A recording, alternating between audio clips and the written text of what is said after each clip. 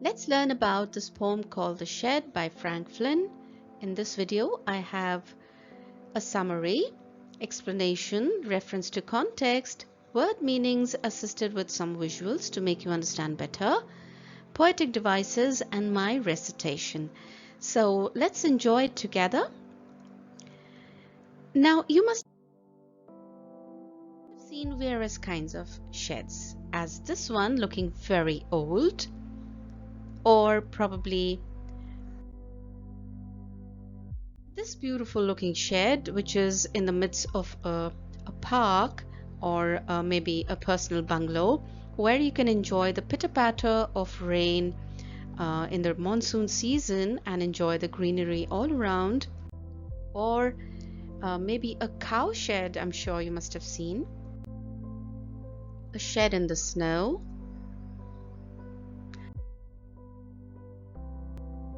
And also you must have seen what kind of things are kept in the shed. As you can see, the scatter here, they are all tools which we can't keep in our drawing rooms or our bedrooms. We need a place where we can stack them all. So all these kind of things are usually put in a shed. Now our poet Frank Flynn is talking about the shed which is there at the bottom of his garden. And what is he saying? Let's try to see.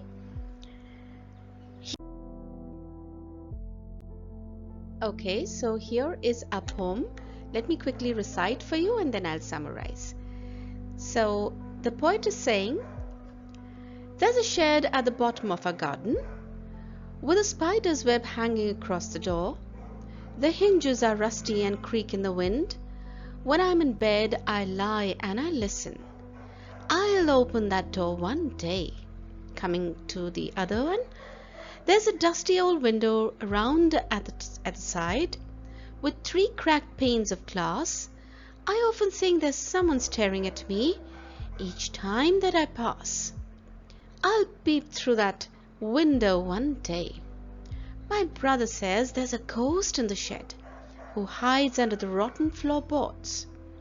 And if I ever dare to set foot inside, he'll jump out and chop off my head. But I'll take a peek one day. I know that there isn't really a ghost. My brother tells lies to keep the shed for his den. There isn't anyone staring or making strange noises. And the spider has been gone from his web since I don't know when. I'll go into that shed one day soon, but not just yet. So the poet is saying that there is a shed here in his garden and it makes creaky noises because of the hinges which are rusty, and there is a cracked window pane, and whenever the poet passes from there he feels as if someone is staring. And his brother, on top of that, he's also scared his brother, the poet, that don't go inside, there's a ghost. If you go inside, you will be dead. Last stanza, the poet understands that yes, there is no ghost. This is my brother's trick to keep me away from the shed, because that shed is my brother's den, his playing area. He doesn't want to share that playing den with me, so he's keeping me away by scaring me. So whatever it is, I will still go and see what is in that shed.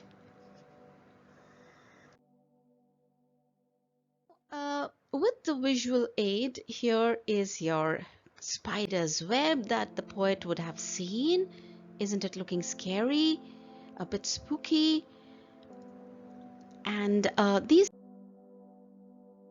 are the rusty hinges. They are made of iron, of course. They join a door or a cupboard together, and whenever the door opens, they make a creaky noise. And the poet saying, even though there's a spider, even though the door makes a spooky noise, I will go and peek one day. And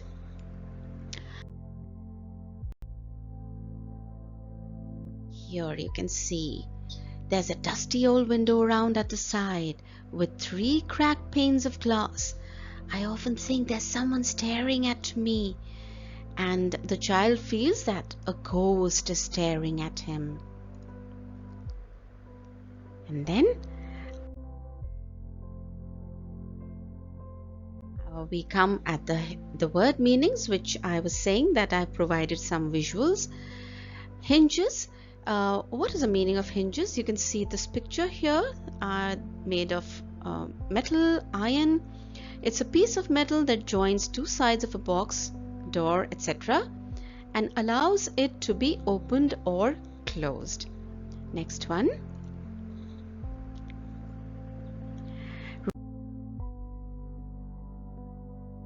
Rusty. Covered with a brownish substance as a result of being in contact with water and air. You can see this particular lock would have been new some years back, but now it has become rusty. You can see the picture and then try to understand the word meaning. And then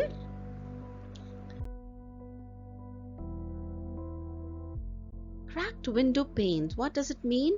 The poet had seen a window pane, a piece of the glass, which was broken, as you can see here. And then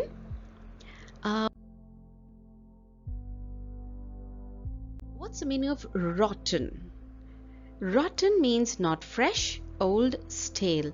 You can see these grapes are rotten. The wood, the log of wood, is kind of decaying.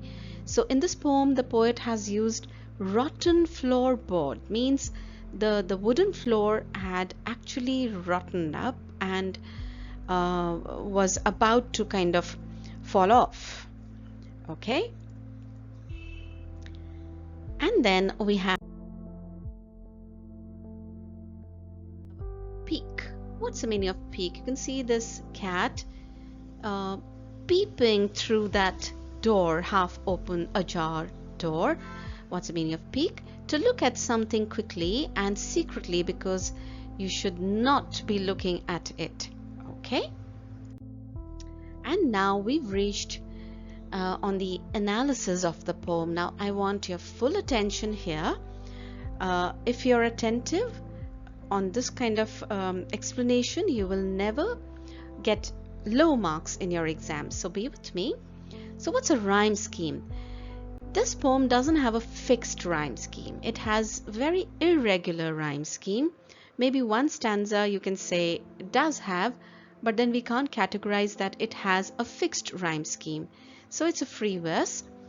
What are the poetic devices? Imagery has been used, alliteration, repetition, assonance and consonance. I'll be explaining to you one by one.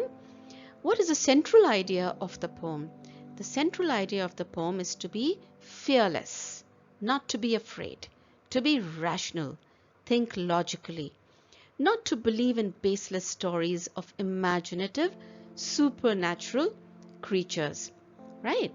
Now let's come to the poetic devices one by one. Imagery.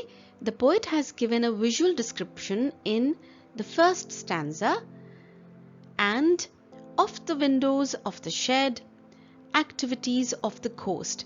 Now he has actually picturized it for you in the first stanza, the description, and when later on when he talks about the coast, a kind of an image is formed, isn't it? This is called imagery. The poetic device is called imagery.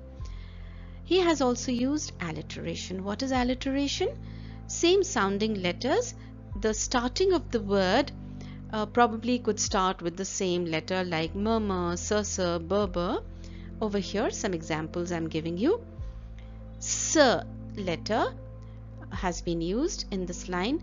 Someone staring.